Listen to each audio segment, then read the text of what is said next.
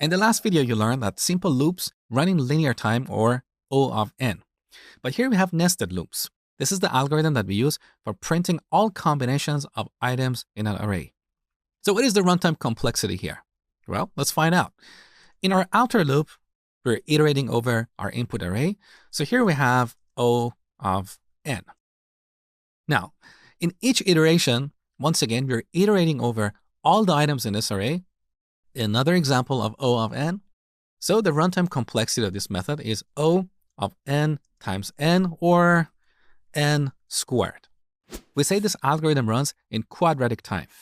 As you can see in this diagram, algorithms that run in O of n squared get slower than algorithms that run in O of n. Of course, this depends on the size of the input. If you're dealing with an array of, let's say, 50 items, we're not going to see any differences. But as our input grows larger and larger, algorithms that run in O of n squared get slower and slower. Now, what if you had another loop before or after this loop? For example, let's add a for loop, and once again, iterate over all the items in this array and print them on the console. What is the runtime complexity of this method? Well, here we have O of n.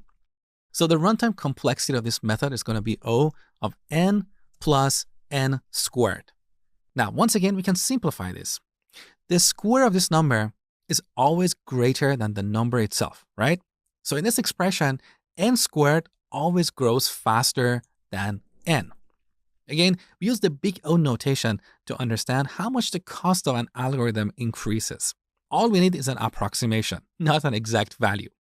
So here we can drop n and conclude that this method runs in O of n squared. Let's look at another example. What if instead of this loop, we had another nested loop here? So for int of third in numbers, there you go. The runtime complexity is now O of n cubed. As you can imagine, this algorithm gets far slower than an algorithm with O of n squared.